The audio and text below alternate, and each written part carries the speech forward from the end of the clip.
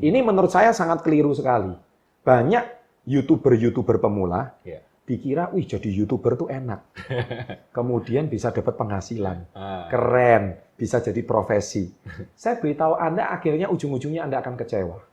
Mengapa? Karena orientasi utama Anda bukan berbagi, tapi orientasi Anda pertama adalah dapat duit. Dan akhirnya ujung-ujungnya Anda nggak dapat duit.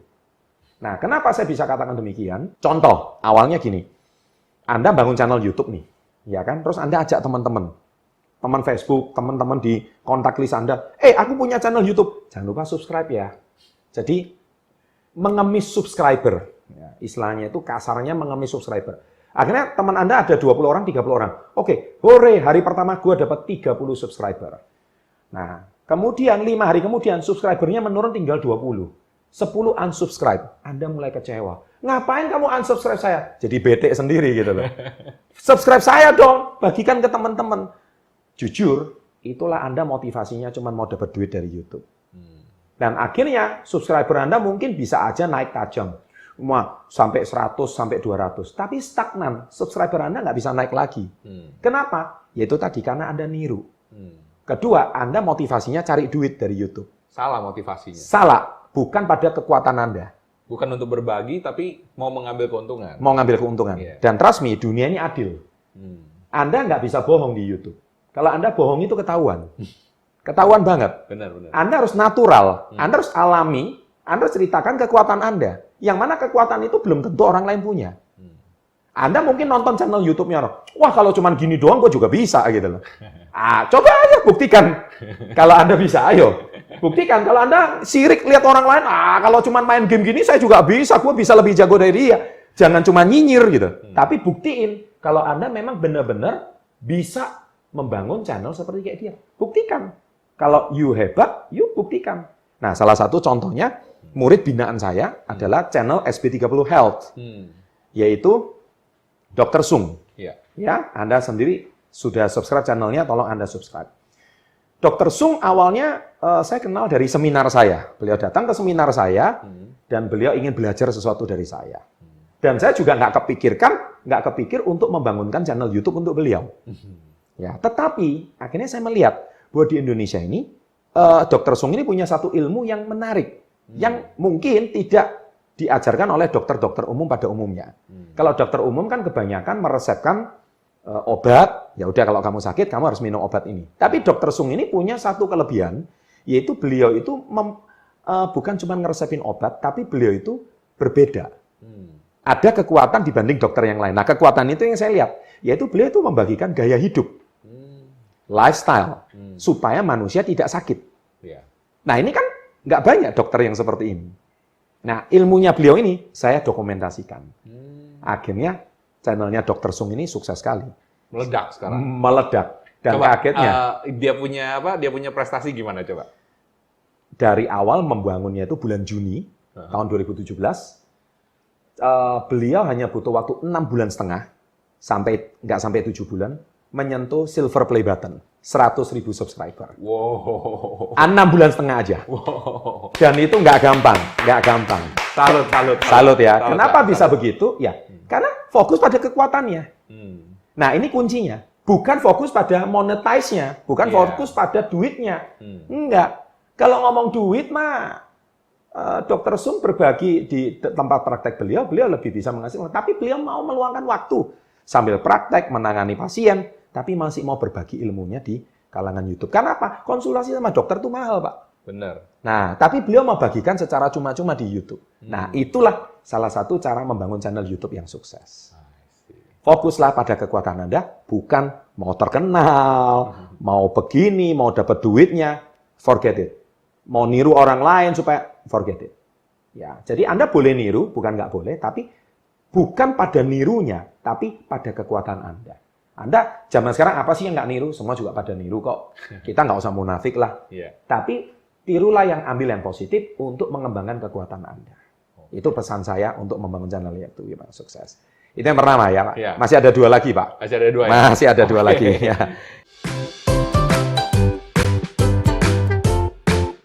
Nah, rahasia yang kedua apa nih, Pak? Ciri-cirinya.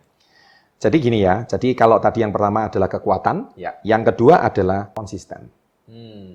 Ini yang susah nih kayaknya. Gimana sih Pak? Caranya supaya bisa konsisten terus, karena jujur saya rasa banyak ya teman-teman yang di awal tuh excited, tapi kemudian struggling tuh untuk ngupload kan channelnya udah mentok, ya videonya pertumbuhannya udah nggak ada gitu ya. Gini Pak, konsisten itu saya sebelum membangun channel YouTube, saya sudah konsisten 15 tahun Pak di perusahaan saya. Wah. Nah ini yang nggak gampang. Betul. Ya, jadi tawaran itu kan menarik begini-begini, tapi saya selalu konsisten. Konsisten ini mudah diucapkan, Pak. Hurufnya cuma berapa sih? Tapi dijalaninya itu memang butuh perjuangan. Ya. Saya membangun channel YouTube ini seperti layaknya saya membangun perusahaan saya. Oke. Jadi saya memang terbiasa konsisten. Saya ini orangnya setia, Pak, kalau melakukan sesuatu. Ya. Setia sama bidang yang saya geluti. Saya tidak mudah pindah profesi, Pak. Komitmen. Ya.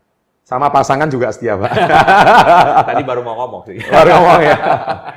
Jadi saya punya karakteristik olahraga yang saya cintai pun saya juga konsisten, Pak. Saya juga melakukan apapun konsisten dan rupanya itu ciri khas orang sukses. Ya, mungkin anak-anak zaman sekarang, anak-anak zaman now itu pengennya instan. Kalau nggak sukses di satu bidang, pengennya segera beralih ke bidang yang lain. Langsung loncat. Jadi itu menurut saya tidak ada suatu pekerjaan yang dilakukan sukses tanpa konsisten, nggak ada. Ya, nurunin berat badan aja, itu harus konsisten, Pak. Setuju. Nggak mungkin badan juga harus konsisten. Setuju. Kuncinya kayak gitu. Nah, channel YouTube pun sama. Kalau sudah berani upload video, jangan berhenti. Pokoknya udah mulai tuh udah nggak bisa berhenti ya? Nggak bisa berhenti. Meskipun besok ada UAS, besok ada apa, harus upload, Pak? Harus upload. Nggak ada alasan. Itu tuh. Nggak ada alasan. Nggak ada alasan. Mau seminggu minim sekali, ya jalanin. Jadi Anda sudah kehilangan hak, Pak, untuk nggak upload. Anda sudah kehilangan hak untuk nggak bebas gitu. Jadi itu sudah kalau sudah terjun, udah masuk kena lumpur, ya udah nyebur sekalian. Nah, jadi banyak orang dikira, wih enak banget ya, subscribernya banyak, viewernya banyak. Nggak ada buah itu berbuah tanpa ada benih yang ditanam gitu. Nggak ada yang siram juga nggak bisa ya, Pak? Nggak ada. Harus tiap hari disiram. Harus disiram. Jadi artinya konsisten itu suatu hukum yang wajib. Contohnya di YouTube ini aja, Anda pengen punya viewer yang banyak, subscriber yang banyak, konsisten nggak? Terus ada orang gini, aduh saya udah kehabisan ide nih. Iya kan di YouTube. Aduh, gua udah bagikan yang semua senjata yang terbaik, saya udah bagikan semua. Saya udah kehabisan ide. Gimana saya mau berbagi lagi? Nah, itu Pak, penting Pak. Gimana Pak? Rahasia. Iya kan? Nah, saya bilang, siapa suruh jadi YouTuber? Wah. Nah, iya kan siapa suruh? Harus naik tingkat itu. Harus naik tingkat. Iya. Ketika Anda sudah jadi pendekar terbaik di kota Anda, di atas langit masih ada langit. Ada yang lebih hebat di level provinsi. Padahal Anda sudah belajar yang terbaik. Ada yang lebih hebat dari Anda. Kata Steve Jobs, stay foolish and stay hungry. Harus tetap mau lapar untuk mau belajar, menjadi manusia pembelajar. Karena nggak ada yang namanya manusia yang terhebat, nggak ada. Kita harus belajar. Nah, jadi kalau Anda sudah menganggap Anda sudah berikan ide yang terbaik, masih ada yang lebih baik. Ya, jadi Anda bayangkan, saya sudah rangkum video-video saya seminggu 2 kali, konsisten, nggak pernah berhenti, selama 3 tahun belakangan loh. 3 tahun belakangan nggak pernah berhenti, sampai total sekarang hampir 300 video. Coba Anda bayangin, seminggu 2 kali loh, Pak. Nah, ya kan? Kalau seminggu 2 kali, di 52 minggu. Kesibukan yang begini padat ya. Ngurus perusahaan saya, ya tetap saya berbagi. Tapi itu sudah konsekuensi. Itu udah pilihan bagi saya. Kalau sudah nyebur ya total. Kalau mengerjakan sesuatu kalau nggak totalitas, mending menurut saya nggak usah dikerjakan. Mending nggak usah jadi YouTuber sekalian. Mending nggak. Kenapa? Bagi saya menjadi YouTuber itu kayak bangun satu perusahaan, Pak. Kalau mau jadi ya jadi, kalau enggak ya enggak. Kalau mau sekalian ya sekalian, kalau enggak ya nggak usah sekalian. Nah, itu kalau saya punya prinsip seperti itu. Kalau Anda nanggung di tengah-tengah, saya ibaratkan kayak kita mau kencing, Pak. Bapak kalau kencing, mau kencing atau mau enggak? Mau kencing rasanya gimana, Pak? Nah, ya seperti kayak gitu kan. Saya lagi bayangin rasanya. Kurang lebih kayak gitu. Kan nggak enak kan? Sama lagi kayak mau digaruk, Pak. Ada di punggung kita ini ada sesuatu yang gatal gitu, Pak. kita tuh garuknya setengah-setengah. Puas gak sih Pak ya? Aduh, nggak enak. Nggak enak gitu loh. Kalau perlu kita itu mau cari tembok yang ada durinya gitu kalau perlu. Aduh. Nah itu rasanya enak banget. Nah sama Pak, mengerjakan sesuatu itu, saya suka dengan yang namanya konsisten dan totalitas. Oke. Kalau you mau totalitas, mau konsisten, and you will be the best. Ya kan, Anda akan jadi yang terbaik di bidang Anda. Ini yang saya bisa bagikan, Pak. Jadi poin kedua itu kurang lebih seperti itu. Oke. Ya. Nah, sekarang di poin yang terakhir ya, Pak ya? Nah, yang ketiga, banyak orang itu selalu berkata gini, wah, kembali ke saya kehabisan ide. Saya ini udah capek. Ya. Saya udah bingung. Banyak loh, saya lihat channel-channel YouTube itu yang subscribernya udah banyak, berhenti Pak, bikin video. Aduh, sayang banget. Sayang banget. Ya. Ya. Ibaratnya dia itu udah, kalau pemain bela diri itu udah sabuk hitam. Dia berhenti berlatih Pak.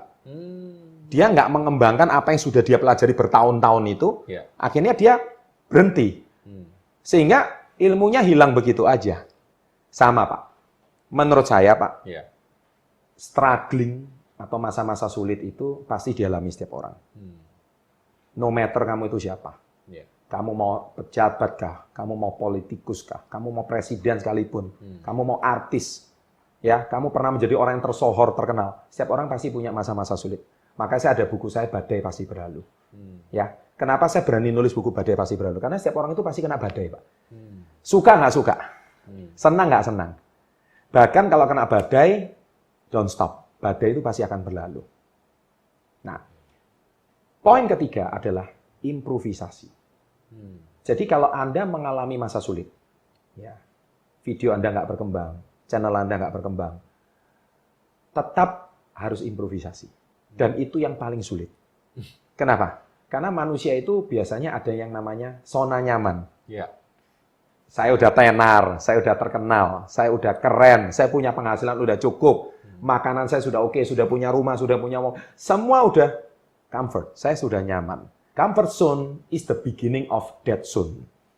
Jadi itu prinsip saya. Jadi comfort zone itu zona kematian kita. Di situ kita mulai berhenti belajar, kita mulai berhenti berimprovisasi, kita berhenti tidak melakukan sesuatu yang baru, disitulah awal kemunduran Anda. Bahkan ekstrimnya, kematian Anda. Aduh, serem banget. Serem. Nah, saya selama 15 tahun, saya tidak pernah berhenti berimprovisasi. Cuman saya nggak sharing di YouTube. Saya di perusahaan saya. Saya juga pernah mengalami masa-masa sulit. Ketika saya udah berhasil mencapai prestasi fenomenal, pun tetap mengalami masa sulit. Setiap orang harus menghadapi masa-masa sulitnya. Pilihannya cuma dua, quit atau lanjut. Kalau saya pikir malah kayak masa sulit itu sebenarnya itu kesempatan untuk berkembang ya Pak ya. Karena kalau dia bisa ngelewatin masa sulit itu, berarti dia sekarang udah, ya itu, kayak tadi. Sekarang udah sabuknya udah naik lagi tuh. Udah naik lagi. Ya. Wah, berharga banget Pak. Sama-sama. Sama-sama Pak Michael. Jadi saya cuma berprinsip yaitu tadi improvisasi itu never stop learning. Ya. Jadi kita itu berhenti bukan waktu kita udah selesai S1. Atau kita tamat SMA. Tidak. Justru pembelajaran sebenarnya adalah sewaktu kita lulus. Nah itulah saya sebutkan the University of Life. Universitas kehidupan. Ini never stop learning. Menjadi manusia pembelajar itu nggak pernah ada berhentinya. Dan memang harus berimprovisasi terus, Pak. Ketika kita udah stuck, kita udah macet, dalam hidup kita udah mengalami suatu masa-masa stagnan, itulah awal kita harus berpikir ulang untuk gimana berimprovisasi. Banyak orang ini kan cukup merasa ada kata cukup, Pak. Saya karena tidak ada yang salah dengan kata cukup. Tapi cukupnya sampai di mana? Ya, jadi berarti kalau saya cukup secara materi, Pak. Puji syukur saya lebih dari cukup. Kalau soal rumah, mobil, penghasilan, deposito, simpanan, is more than enough bagi saya untuk orang-orang rata-rata. Saya bukan cukup secara kebutuhan saya pribadi dan keluarga. Tapi saya tidak cukup untuk tujuan saya hidup di dunia ini. Tujuan saya hidup di dunia ini bukan cuma meraih penghasilan yang gede, menjadi orang yang terkenal, itu udah saya raih semua. Tapi tujuan saya hidup di dunia ini, saya harus menjadi berdampak bagi orang lain. Makanya visi saya belum selesai. Saya punya visi yang gede untuk Indonesia, yaitu 1% penduduk Indonesia harus jadi pengusaha. Dan itu menjadi solusi yang besar bagi bangsa ini. Dan saya tahu saya tidak bisa tinggal diam melihat fenomena ini, saya harus berbagi sesuatu untuk bangsa ini. Menjadi dampak sesuatu bagi bangsa ini. Dan saya bisa berbagi melalui YouTube. Nah, itu kembali lagi ke yang pertama, Pak. Pada kekuatan kita. Dan saya untuk menwujudkan ini tidak mudah, Pak. Betul. Faktornya ini banyak. Makanya saya harus terus improvisasi. Seperti kayak gitu. Nah, kalau Anda punya karakteristik seperti itu, ya besar kemungkinan Anda akan sukses di channel YouTube Anda. Wah, sahabat Teknobi, kayaknya udah habis dengerin Pak Chandra ini. Saya sendiri langsung kepikiran nih banyak banget gitu yang pengen di-share, yang pengen diapain gitu ya. Jadi very inspiring. Apalagi mungkin kalian selama ini sering ya lihat Pak Chandra sendiri di YouTube. Nah, tapi kalau ketemu orangnya langsung rasanya beda. Dosisnya nambah langsung. Ya, pastikan saya rasa buat teman-teman yang udah pernah lihat Pak Chandra, tapi kalau misalnya belum, silahkan subscribe ke YouTube-nya Pak Chandra dan juga tadi SB30 Health bersama Dr. Sung. Dan hari ini saya rasa sudah cukup. Nanti kita pasti akan sharing lagi hal-hal yang lebih heboh dan lebih inspiring lagi bareng Pak Chandra.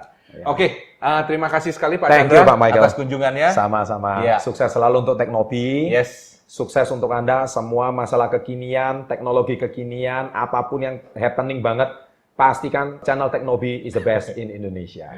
Yes, thank you banget Pak. Thank you. Jangan lupa juga untuk selalu subscribe di channel Teknobi dan make sure Anda klik yang ada tanda bell-nya itu ya. Jadi kalau kita ada video baru, Anda akan dapat video itu langsung di channel Anda. Sekian, salam hebat, luar biasa.